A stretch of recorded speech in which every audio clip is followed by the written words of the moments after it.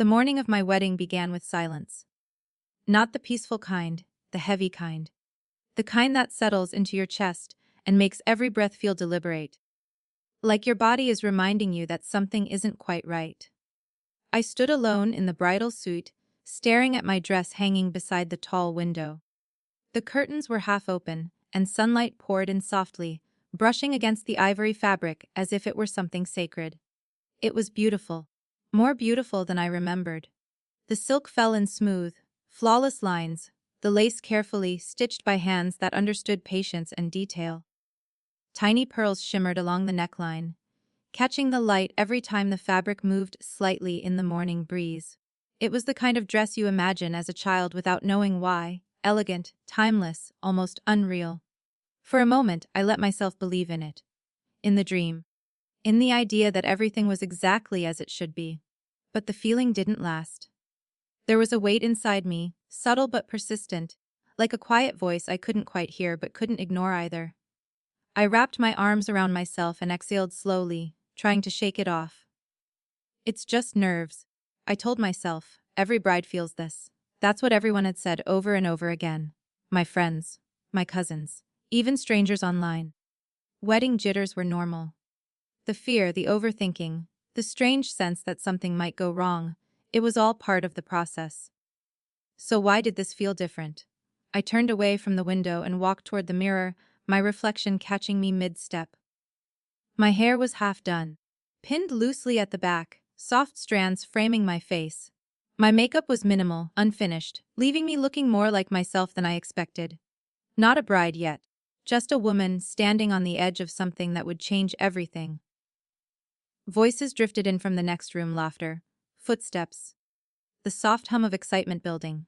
My cousin was probably organizing things, making sure the timing stayed perfect. Someone else was likely checking the flowers, adjusting decorations, managing the details I didn't have the energy to think about. Everything was moving forward. Everything except me. I glanced back at the dress again. Months ago, choosing it had felt like the easiest decision in the world. I still remembered the boutique, the quiet music, the soft lighting, the way the consultant smiled knowingly when I stepped out of the fitting room. "This is the one," she had said. And it was, not because it was the most expensive or the most extravagant, but because it felt like me. Simple, but strong. Elegant, but not fragile. Something that didn't try too hard to impress, yet couldn't be ignored. Ian had never seen it. That had been important to me. I wanted that moment. The look on his face, the quiet surprise, the way his eyes would soften when he saw me walking toward him. I had held onto that image for weeks. It was one of the few things that kept me steady. Because not everything about this wedding had been easy. My grip tightened slightly as my thoughts drifted where I had been trying not to go. Shahnaz. My mother-in-law. Even thinking her name brought back that familiar tension. The polite conversations, the measured smiles, the constant sense that I was being evaluated without ever being told the results. She had never said anything outright. Never insulted me directly. But there were moments. Small, precise moments that lingered longer than they should have. "You're very independent," she had said once, her tone unreadable. At the time I had smiled, unsure whether it was praise or criticism. "You have your own way of doing things." Another smile. Another pause, always the pauses. As if she was leaving space for something she didn't want to say out loud. I had tried. God, I had tried. I had adjusted where I could, softened my edges. Listened more than I spoke. I told myself it was worth it, for Ian, for the future we were building, for the idea of a family that could eventually feel like home. But acceptance had always felt just out of reach. Like I was standing at the door, waiting to be let in. And today, of all days, I didn't want to think about that. Today was supposed to be different. I stepped closer to the dress, my fingers hovering just above the fabric before finally touching it. It was cool under my skin, smooth and reassuring. Real. Okay. I whispered to myself. We're doing this. There was a quiet strength in saying it out loud, even if no one else could hear. I carefully lifted the dress from its hanger, holding it gently as if it might fall apart if I wasn't careful enough. The weight of it settled into my arms, grounding me in a way nothing else had that morning. This was happening. No more waiting. No more second guessing, just forward. A sudden knock at the door made me flinch slightly. 10 minutes. My cousin called from outside. "We need to start getting you ready." "Almost ready?" I replied quickly, forcing brightness into my voice. Footsteps moved away, the energy of the house continuing without me. I took a deep breath, then another, and began. Slipping into the dress was slower than I expected. Every movement felt deliberate, careful. I stepped into it, pulling the fabric up gradually, adjusting it as it settled against my body. The silk brushed against my skin, soft and cool, sending a strange mix of calm and anticipation through me. For a moment, everything else faded. No voices, no tension. Just me, standing in the quiet, becoming the version of myself I had been preparing for. I reached behind me, fastening what I could, my hands slightly unsteady but determined. When I was done, I turned slowly toward the mirror and stopped. At first, I didn't understand what I was seeing. My eyes moved over the dress, taking in the familiar details, the lace, the neckline, the way it fit perfectly, exactly as it had during the final fitting. Then something shifted, a small detail, barely noticeable, but wrong. I stepped closer. My heart began to pound, slow at first, then faster, louder, echoing in my ears. There, just beneath the delicate lace of the bodice, was a faint mark. Uneven, dull against the soft shine of the fabric. "No," I whispered. My fingers trembled as I reached out, touching it lightly. The texture was different, slightly stiff, as if something had soaked into it and dried. A stain. On my wedding dress. The word didn't feel real. It didn't belong in this moment, in this room, in this day that was supposed to be perfect. I blinked, hoping it would disappear. It didn't. My mind raced, trying to find a reason, an explanation, something that would make this make sense. Maybe it happened during transport. Maybe someone spilled something by accident. Maybe. But the thoughts felt hollow. Because I knew this dress. I knew every inch of it. And it had been perfect. Last night, I had checked it myself before going to bed. I had run my hands over the fabric, smoothed out invisible wrinkles, reassured myself that everything was exactly as it should be. There had been nothing. No mark, no stain, nothing. So how? A cold feeling crept up my spine, slow, deliberate, unwelcome. This wasn't just bad luck. And deep down, before I could even form the thought fully, I felt it settle into place. This wasn't an accident. Something had happened. And suddenly, the silence in the room didn't feel heavy anymore. It felt like a warning. "I need help." My voice came out thinner than I intended, barely carrying past the doorway.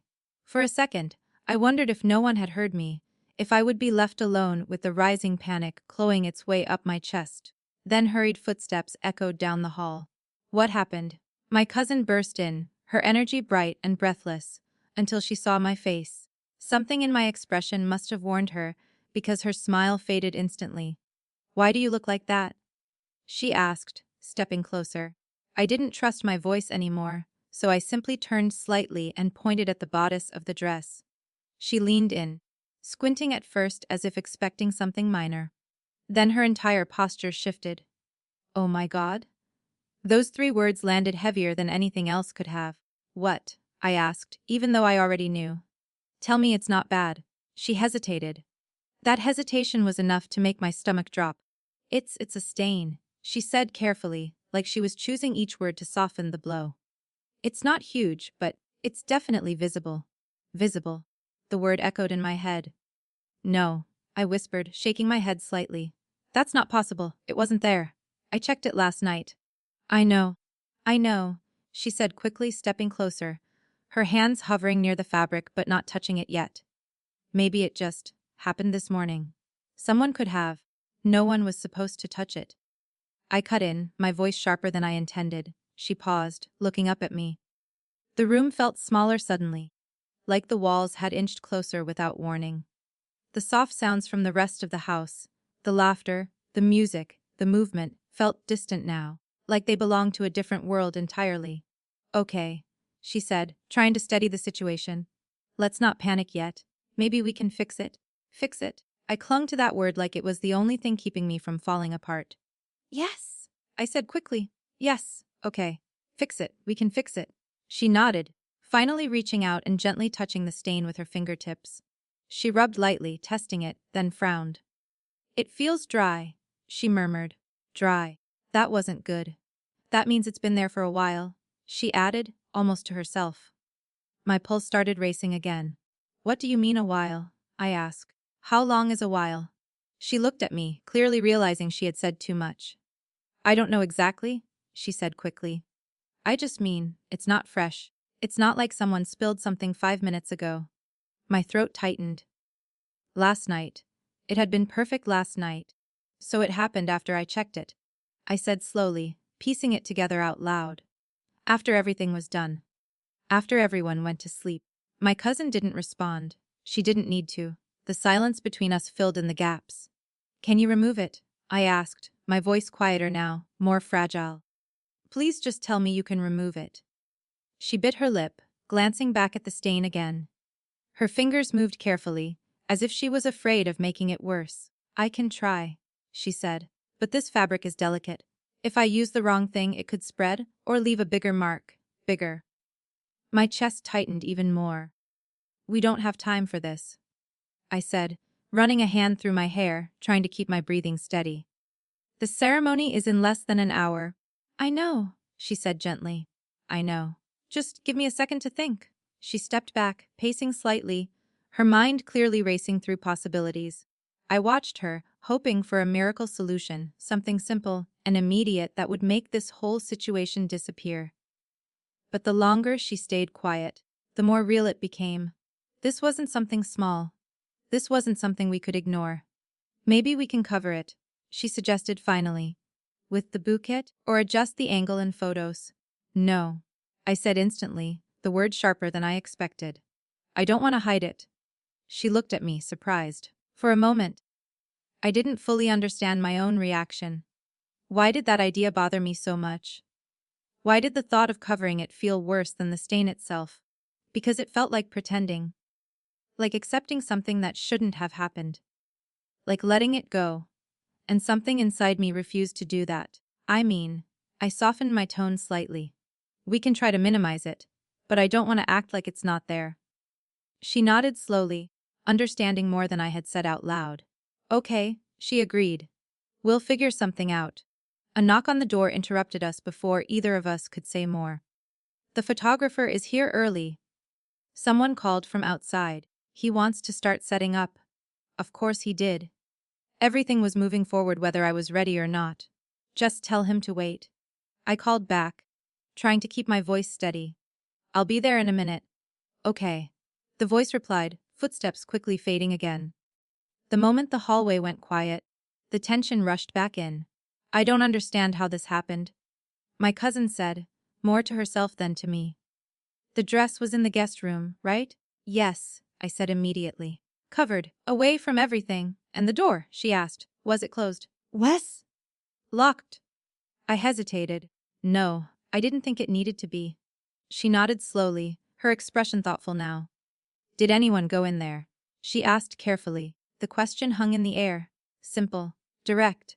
Dangerous. I opened my mouth to answer, but nothing came out at first. Faces flickered through my mind. Family members. Guests. People moving in and out of rooms, preparing, organizing, celebrating. Anyone could have walked in. Anyone could have touched it. But only one name stayed. Only one face lingered longer than the rest. Shahnaz, I swallowed hard. She went in there yesterday, I said slowly. She said she wanted to check everything. Make sure it was all properly arranged. My cousin's eyes narrowed slightly. Did she go in alone? I think so, I said. I didn't really pay attention at the time. At the time, it hadn't seemed important. Now it felt like the only thing that mattered. My cousin didn't say anything for a moment, but I could see the thought forming in her mind, the same one that had already taken root in mine. You don't think, she started, then stopped herself. I don't know, I said quickly, even though my voice lacked conviction. I don't want to jump to conclusions, but the unease in my chest had shifted now. It wasn't just anxiety anymore. It was suspicion, sharp, unsettling, growing stronger with every passing second. Okay, she said gently. Let's not assume anything yet. We need more information. Information, proof, something solid. Because right now, all I had was a stain, and a feeling I couldn't ignore. Go talk to the photographer, she added. I'll see what I can do here. Maybe I can at least make it less noticeable. I nodded, even though my legs felt strangely unsteady. Okay. I turned toward the door, my hand hovering over the handle for a second before I finally opened it. The noise from the rest of the house rushed in immediately, voices, laughter, music, the sound of a celebration already in motion. It felt surreal, like I was stepping into a world that had no idea mine had just shifted. I walked down the hallway slowly, my mind racing, replaying everything over and over again. The dress, the stain, the timing, the guest room, Shauna's. Each thought connected to the next, forming a pattern I didn't want to see but couldn't ignore. By the time I reached the main area, my chest felt tight again. The photographer stood near the window, adjusting his camera, completely at ease. Normal, unaware, uninvolved, or so I thought. Hey, I said, forcing a polite smile as I approached. He looked up, returning it warmly. Good morning, he said. You must be the bride. I nodded. Wes. He tilted his head slightly, studying me for a moment. Everything okay? He asked casually. The question hit harder than it should have. For a split second, I considered lying. Saying yes. Pretending everything was fine. But the word caught in my throat, and instead, all I could think was, nothing is okay. And I don't even know why yet. I like to capture the real moments, the photographer said, adjusting the lens of his camera with calm precision. Not just the posed ones, the in-between ones. Those are the ones people remember later. I nodded, though my mind was somewhere else entirely. Real moments. If that was true, then today had already given me more reality than I ever wanted. Could we get a few shots before things get busy? He asked, gesturing lightly toward the window, where soft morning light filtered through sheer curtains. The lighting here is perfect right now. For a second, I hesitated. Every instinct in me wanted to refuse. To hide. To go back to the room, to fix the dress. To fix everything before anyone else could see it. But something stopped me. A quiet, unexpected thought. If this moment was real, if something had happened, then maybe it needed to be seen. Okay. I said finally, my voice steady despite the storm inside me. He smiled slightly and stepped back, lifting the camera. Just stand there near the window. Relax your shoulders. You don't have to pose, just breathe. Just breathe. It sounded simple. It wasn't. I moved into place. The soft light brushing against my face and the delicate fabric of the dress. I kept my hands still, my posture straight, my expression controlled. From the outside, I probably looked like any other bride, calm, composed, ready. Inside, everything felt like it was unraveling. The camera clicked. Once, twice, again. Each sound felt louder than it should have, echoing in the silence between my thoughts. Turn slightly, he said gently. Yeah, like that. Perfect. Perfect. The word felt almost cruel. I shifted as instructed, the fabric of the dress moving softly with me. I became hyper, aware of the stain now. Even if no one else had noticed it yet, it felt like it was glowing, like it was the only thing anyone could possibly see. Look out the window, he added. I did. Outside, everything looked normal. Cars parked neatly, sunlight stretching across the pavement, a few people moving around, unaware that anything was wrong. For a moment, I envied that normalcy. Good, he said. No, just hold that. The camera clicked again. A few more shots followed, quiet and methodical. He worked efficiently, occasionally adjusting his position, his focus, the angle of the light. Then, suddenly the clicking stopped. I turned slightly, noticing the subtle shift in his expression. He lowered the camera just a fraction, his brows pulling together, as if he was thinking about something. Hey, he said slowly. Something in his tone made my chest tighten. Yes, I asked. He hesitated. Not the casual kind of pause. The kind where someone is choosing their words carefully. I actually came across something earlier, he said, his voice more thoughtful now. I wasn't sure if it mattered, but maybe it does. My heart skipped. What do you mean? I asked, trying to keep my voice even. He glanced down at his camera briefly, then back at me. I got here earlier than scheduled, he explained. I like to scout the location beforehand, check lighting, angles, backgrounds. It helps me move faster later. I nodded, though my focus was locked entirely on what he was about to say next. I was walking through the house. he continued, just getting a feel for the space. Most of the rooms were empty, but when I passed by one of the guest rooms, I noticed someone inside. My pulse quickened. The guest room. That's where my dress was, I said quietly. He nodded slightly. Yeah, I figured that out afterward. A cold feeling settled in my stomach. Who was it? I asked. I didn't know at the time, he said. I assumed it was someone from the family, maybe helping with preparations. That made sense. On the surface. But something in the way he was speaking, careful, deliberate, made it clear there was more. What were they doing? I asked, my voice barely above a whisper now. He didn't answer right away. Instead, he lifted his camera slightly, turning it toward himself for a second before looking back at me. I took a few test shots, he said. I usually do that when I'm checking lighting in a room. It helps me see how things will look later. Test shots. My breath felt shallow now, and I pressed. He hesitated again, then stepped a little closer. You might want to see this, he said quietly. Everything inside me went still. For a moment, I considered saying no, considered turning away, considered protecting myself from whatever was about to come. But I couldn't. I needed to know. Show me, I said. He nodded and turned the camera screen toward me. At first, the image didn't fully register. It was just a room. Soft light coming through the window. Familiar furniture. Then my eyes adjusted, and I saw it, my dress, hanging where I had left it. But it wasn't alone. Someone was standing beside it. My breath caught. The figure was turned slightly away, but there was no mistaking the posture, the presence. Even before my mind said her name, my body knew. Shanaz. My fingers curled slightly at my sides. That's... I started, but the words wouldn't come. He nodded quietly, understanding without needing me to finish. There are a few more, he said. He tapped the screen. The next image appeared, and everything inside me shattered. She wasn't just standing there, she was holding the dress. Carefully, intentionally. Her hands gripping the fabric near the bodice. My heart began to pound louder, harder, faster. No, I whispered, barely hearing myself. Another tap. The next image loaded. This time her expression was visible, clear, focused. Not distracted, not accidental, deliberate. And then, the final image. My breath stopped completely. Her hand was tilted. Something was pouring. Directly onto the fabric. Onto the exact place where the stain now sat. I stared at the screen, unable to look away, unable to process what I was seeing and yet understanding it all at once. She? My voice broke. She did that. The words felt unreal, like they didn't belong to me. The photographer shifted uncomfortably beside me. I didn't realize what was happening at the time, he said quickly. I thought maybe she was adjusting something or preparing it somehow. I didn't want to intrude. I barely heard him. My focus was locked on the image, on the evidence, on the undeniable truth. This wasn't an accident. This wasn't carelessness. This was intentional. My grip tightened slightly as a wave of emotion surged through me. Shock, disbelief, anger, hurt. All tangled together, crashing into each other, demanding to be felt all at once.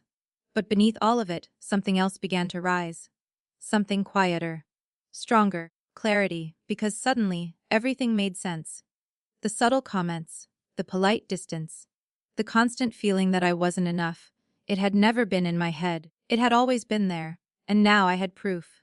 I need those. I said, my voice steadier than I expected. He looked at me immediately. Of course. I can send them right now. Please, I added. He nodded, already moving to transfer the images. My hands felt cold, but my mind was sharp now, focused in a way it hadn't been all morning. This changed everything. Not just the dress. Not just the day. Everything.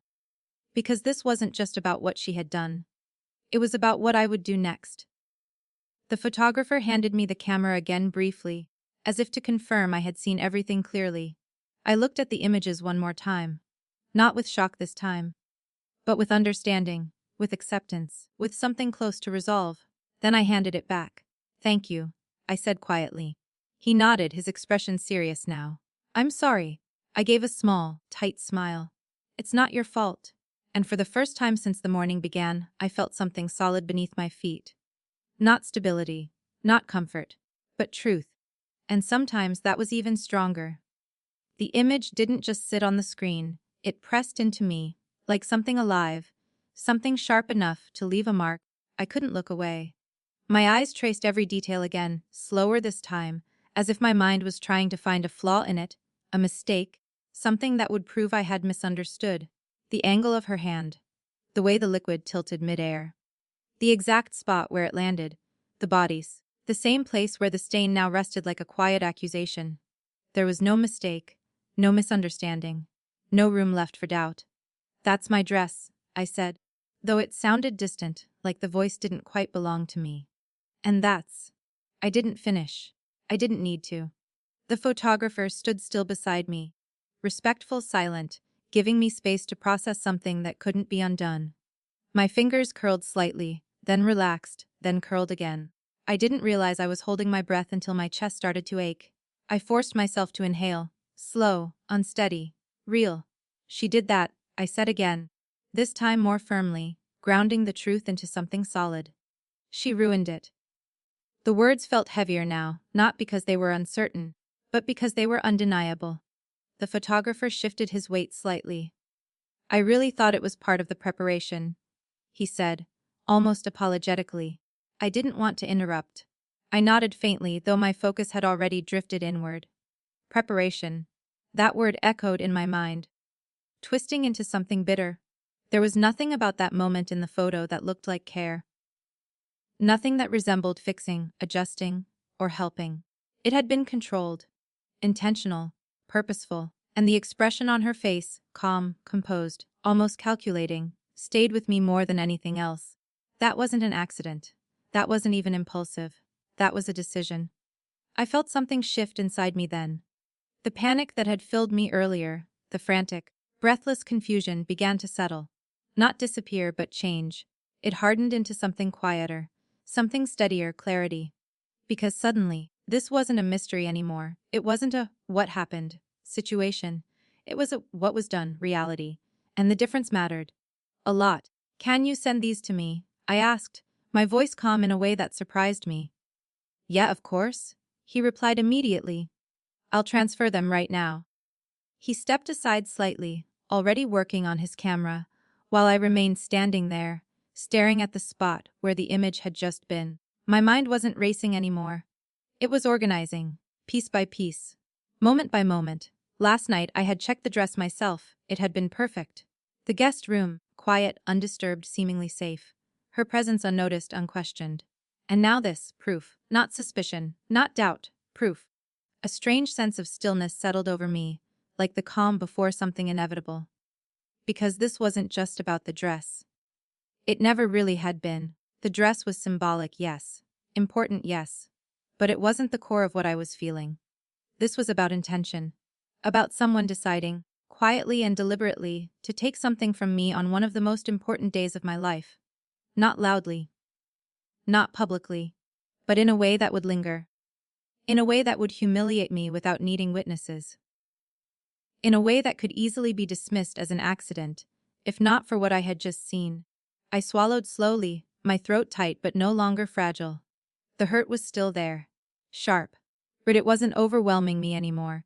It was sharpening me. The photographer stepped back toward me, holding out his phone. "I've sent them," he said gently.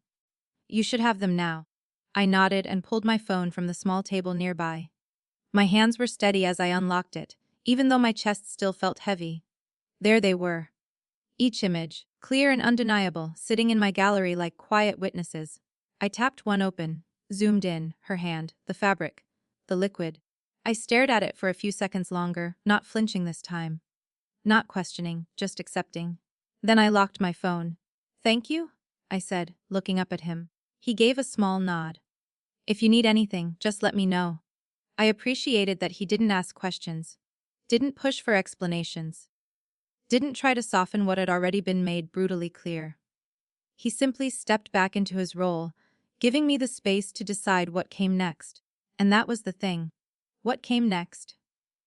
I turned slightly, looking out the window again, but this time I wasn't really seeing what was outside. My reflection stared back faintly in the glass, dressed, composed, almost ready. Almost. Because something fundamental had shifted. A few minutes ago, I had been reacting, confused, hurt, trying to fix something that didn't make sense. Now, I wasn't reacting anymore. I was deciding. I thought about walking away. Not from the wedding, but from the confrontation. From the conflict. From the discomfort that would come with exposing what had happened. It would be easier, quieter, safer. I could pretend it was an accident. Smile through the ceremony, keep the peace. Avoid the tension. Most people would, most people did. But the thought sat wrong in my chest. Heavy, unsettling. Because I knew what that would mean. It would mean accepting it. Accepting her action. Accepting the message behind it. Accepting that I could be disrespected, intentionally, and still be expected to move forward as if nothing had happened, and that I couldn't do. Not anymore. Not today. A slow breath filled my lungs as I straightened slightly, my shoulders settling into something more grounded. This wasn't about causing a scene. It wasn't about revenge. It was about truth. And more importantly, it was about self-respect. If I walked down that aisle pretending everything was fine, then I would be starting my marriage with a lie. Not a spoken one, but a lived one. And I refused to build anything meaningful on that kind of foundation. My grip tightened slightly around my phone. She doesn't get to do this, I said quietly, more to myself than anyone else. The words felt firm, certain, final. I glanced down at the dress, at the faint but undeniable stain that had caused all of this. For a brief moment, a flicker of sadness passed through me. Not for the dress itself, but for what it represented, the innocence of the day, the simplicity I had imagined, gone, replaced by something more complicated, more real, but also stronger. Because this moment was showing me something important. Not just about her, but about him. About AM. And about the life I was about to step into. I needed to know. Not what he would say, but what he would do. Would he stand with me? Or would he ask me to let it go? To stay quiet? To keep the peace at my expense? The answer to that question mattered more than anything else right now. More than the dress. More than the ceremony. More than the expectations waiting outside that room. I exhaled slowly and turned away from the window. My steps felt steady as I moved toward the door, each one carrying more certainty than the last. The hallway beyond was still filled with noise, with movement, with people who had no idea that everything had just changed. But I knew. And soon. So would he. I found Ian just outside the main hall, exactly where I expected him to be. Laughing. Relaxed. Surrounded by his friends, their voices overlapping in easy conversation, the kind that comes without effort. Someone said something that made him smile, really smile, and for a brief, almost painful moment, I just stood there and watched him. He looked happy. Unburdened. Like a man about to step into one of the best moments of his life. And for a second, something inside me cracked, because I had imagined walking up to him differently. Softly, excited, maybe even a little nervous in a sweet, harmless way. Not like this. Not with my heart pounding for reasons that had nothing to do with love. Aeon. My voice cut through the noise more sharply than I intended. He turned instantly. It was subtle, but I saw the shift in his expression the moment his eyes met mine. The smile faded, not completely, but enough. His brows pulled together slightly, concern replacing ease. "What's wrong?" he asked, stepping away from his friends without hesitation. "Good. At least that part was instinct." "Can we talk?" I said. He nodded immediately. "Yeah, of course." He glanced briefly at his friends. "I'll be back." They waved him off casually, unaware, still caught in their own conversations. We moved a few steps away, just far enough to have space but not so far that it would draw attention. Even so, I could feel eyes flicker toward us, curious, observant, always watching. Weddings were like that. Nothing ever went unnoticed for long. "What happened?" he asked again, his voice lower now, more focused. I didn't answer right away. Instead, I held out my phone. "Just look." There was something about the way I said it that made him take it seriously. No hesitation. No jokes. No attempt to lighten the mood. He took the phone from my hand, his fingers brushing mine briefly. Then he looked down at the screen. At first, his expression didn't change much. Confusion, maybe. Recognition of the setting. Then, slowly, very slowly, his face began to shift. His brows tightened. His jaw set. His eyes narrowed slightly as he moved to the next image. Once. Twice. Again. He scrolled through them more than once. Like his mind was trying to catch up with what his eyes were already seeing. The silence between us stretched. Heavy. Charged. I didn't interrupt. This moment wasn't about explaining. It was about witnessing. Finally, he stopped. His grip on the phone tightened just slightly, not enough for anyone else to notice, but I saw it. That's... He began, then paused. He looked up at me, searching my face like he needed confirmation for something he already knew. "That's my mother," he said quietly. "Yes." The word felt solid, grounded. There was no softness in it. No hesitation. Just truth. He looked back down at the screen again, as if hoping it would look different the second time. It didn't. And she. He started again, but the words didn't come. Because what could he say? What explanation could exist for what he had just seen? I didn't help him. I didn't fill the silence. I didn't offer excuses or soften the reality. I just stood there, steady, letting him face it fully. After a few seconds, he exhaled slowly, his shoulders rising and falling in a controlled breath. "Did she ruin your dress?" he asked. The question was simple, direct, but there was something underneath it, a weight, a hesitation, like part of him still hoped the answer might be no. "Yes," I said. No elaboration, no emotion layered into it, just the truth. His jaw tightened further, a muscle in his cheek flickered briefly, and then, silence. Not the confused kind from earlier. This was different. This was processing. Thinking. Choosing. I watched him carefully. Not just his face, but everything. His posture, his breathing, the way his eyes moved as he stared at the images again. Because this moment mattered more than anything else that had happened so far. More than the stain. More than the dress. More than the betrayal itself. This moment would tell me who he was when things weren't easy. When things weren't convenient. When the conflict wasn't between strangers, but between me and his family. Between me and his mother. A long breath left his lungs. Then he locked the phone and handed it back to me. His movements were controlled, deliberate. Too controlled. "Stay here," he said. The words came quickly, almost automatically. A reaction, an instinct, but I didn't move, no. He blinked, caught slightly off guard by the firmness in my voice. I said stay, he started, but I cut him off. "We handle this together." My tone wasn't loud, it didn't need to be. It was steady. Certain. Final. He held my gaze for a second. Searching it, as if trying to understand where I was coming from. Maybe he expected me to step back. To let him take control. To let him deal with it alone. But this wasn't something I was willing to stand on the sidelines for. Not when it was me who had been affected. Not when it was my dignity on the line. "I'm not hiding while you talk to her." I continued, softer now but no less firm. "I'm not pretending this didn't happen." His expression shifted again. Something in his eyes softened, not in weakness, but in understanding. He nodded slowly. "Okay," he said. Just one word. But it mattered. Because it meant he wasn't dismissing me.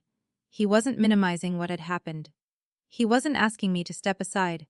He was listening. And that mattered more than I expected. A brief silence settled between us again, but this time it wasn't heavy. It was focused. "Where is she?" I asked. He glanced toward the main entrance instinctively.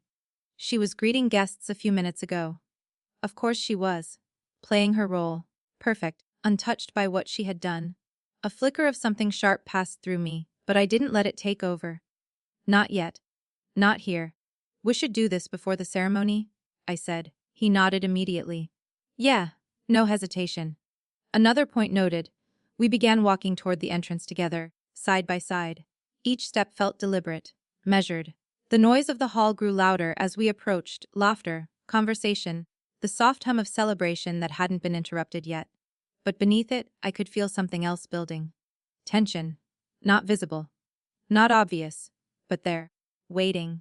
I glanced at him briefly as we walked. His expression was different now. No trace of the earlier lightness remained. His face was set, his focus sharp, his movements controlled. There was anger there. Quiet. Contained. But unmistakable. And something else. Disappointment. That one hit deeper. Because anger can pass. Disappointment lingers. We slowed slightly as we reached the edge of the main space. From here, I could see her. Standing near the entrance. Dressed impeccably, her posture flawless, her smile warm as she greeted guests one by one. Graceful. Composed. Untouchable. If I didn't know what I knew, if I hadn't seen what I had seen, I would have believed it completely. Anyone would. But now, all I could see was the image from the camera. Her hand. The fabric, the stain. Ayan stopped beside me. For a brief second, neither of us moved. We just stood there, looking at her, taking in the contrast between what she appeared to be and what she had done. Then he exhaled slowly. "Let's go," he said. And just like that, the moment we had been walking toward began. We didn't rush. That was the first thing I noticed as we walked toward her. We didn't rush. Even though everything inside me felt like it was pushing forward, demanding immediate confrontation, immediate answers, immediate release. But Ayan's pace was steady, measured, deliberate. And without realizing it, I matched it. Each step felt heavier than the last, not because I was unsure, but because I was fully aware of what was about to happen. There would be no undoing this moment. No softening it once it was spoken out loud. This wasn't a misunderstanding waiting to be cleared up. This was truth about to be exposed. The closer we got, the clearer her voice became. "So glad you could make it," she was saying warmly to an older couple, her smile effortless, her tone perfectly balanced between polite and welcoming. "It means a lot to us. To us." The words almost made me stop. But I didn't. She turned slightly as the couple moved on, her attention already shifting to the next guest. That's when she saw us. For a split second, just a flicker, something changed in her expression. It was subtle. So subtle that anyone else might have missed it. But I didn't. The smile remained, but her eyes sharpened just slightly, scanning my face. Then Ayan's, as if assessing something unspoken. "Imogen," Ayan said. His voice was calm, too calm. That same controlled tone he had used earlier. "Beta?" She replied immediately, her warmth returning as if it had never faltered. "Everything is ready. The guests are arriving on time, the decker is." She stopped, mid-sentence. Her gaze shifted back to me. Really looked at me this time. At my face. At the tension I hadn't bothered to hide. At the silence I carried with me. Then her eyes flickered downward, just briefly to my dress. And I saw it. Recognition. Not shock. Not confusion. Recognition. It was gone as quickly as it appeared, replaced by composure so practiced it almost felt unreal. "What is it?" she asked. Her tone light but edged with something sharper beneath. Ayan didn't answer right away. Instead, he pulled out his phone. The same phone I had handed him minutes earlier. The same images sitting inside it, waiting.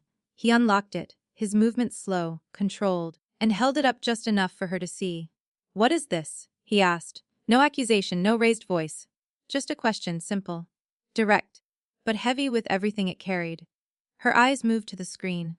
For a moment, her expression didn't change. Then, just slightly, her lips pressed together. A pause. A calculation. I watched her carefully, every small movement amplified in my mind. She looked at the first image.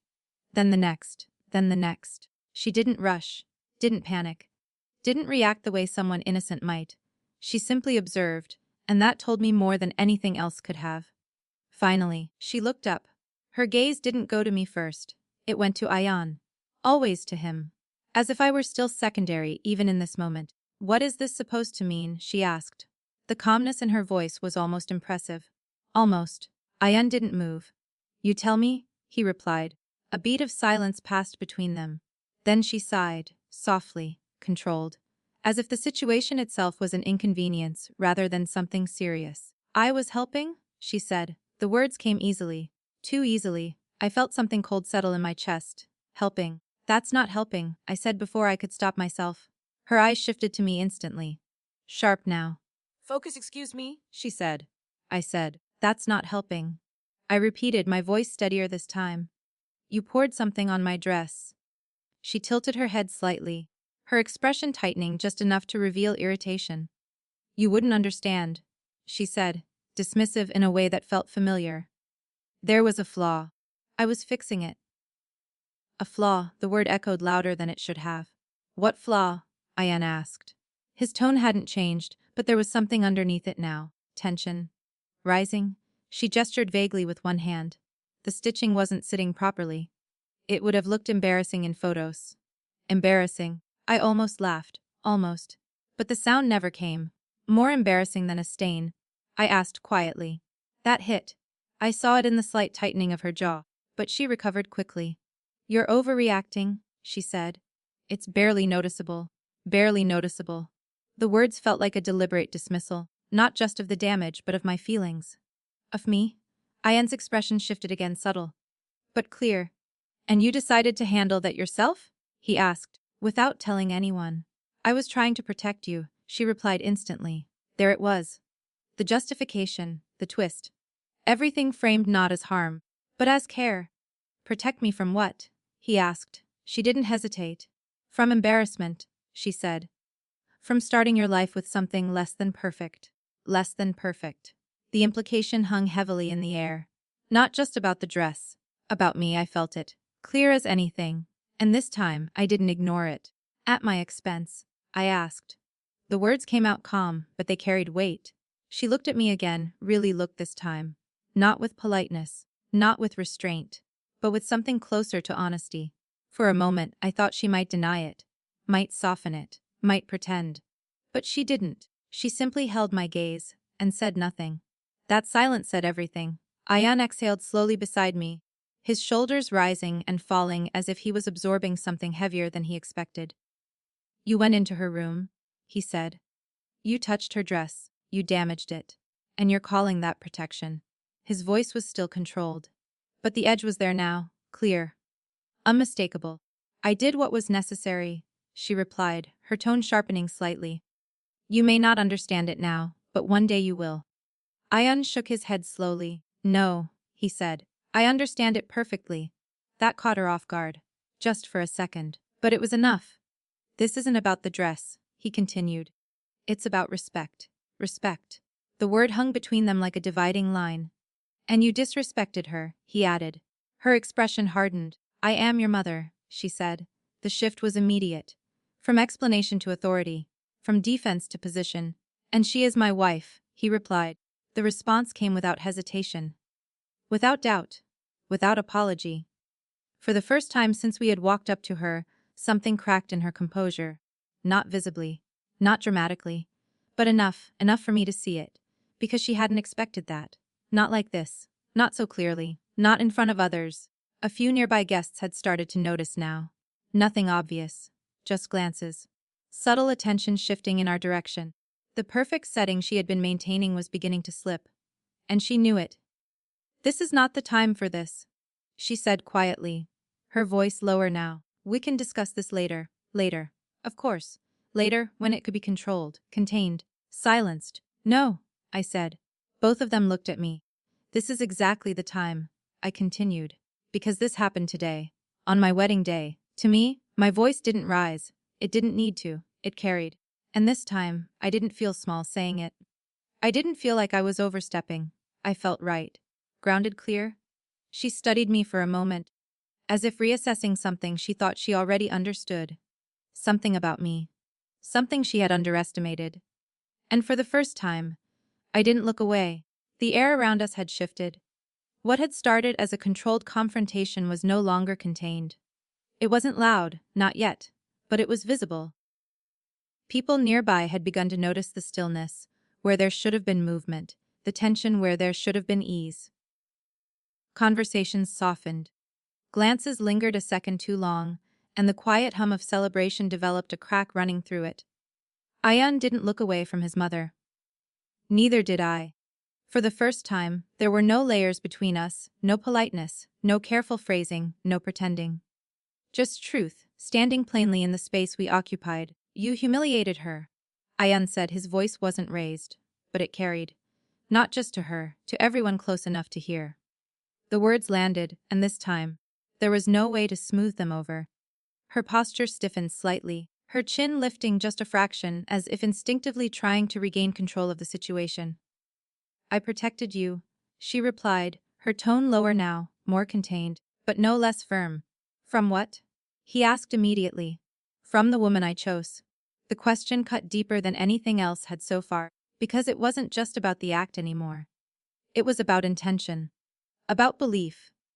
About what she truly thought of me, and of his decision to stand beside me. She didn't answer right away, and that silence stretched long enough to become its own kind of answer.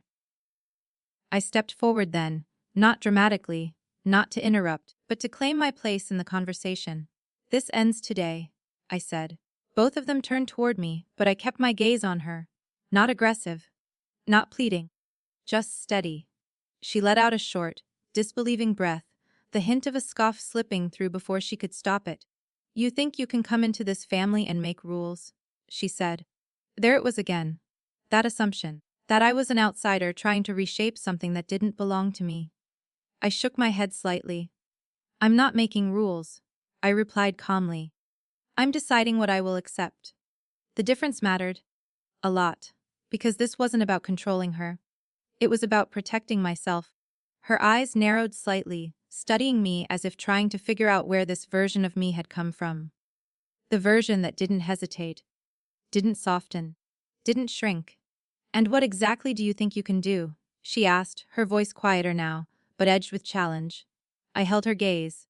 "I can choose not to tolerate being disrespected," I said. "I can choose not to pretend this was an accident.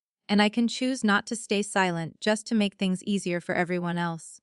Each word felt grounded. Clear. Unshakable.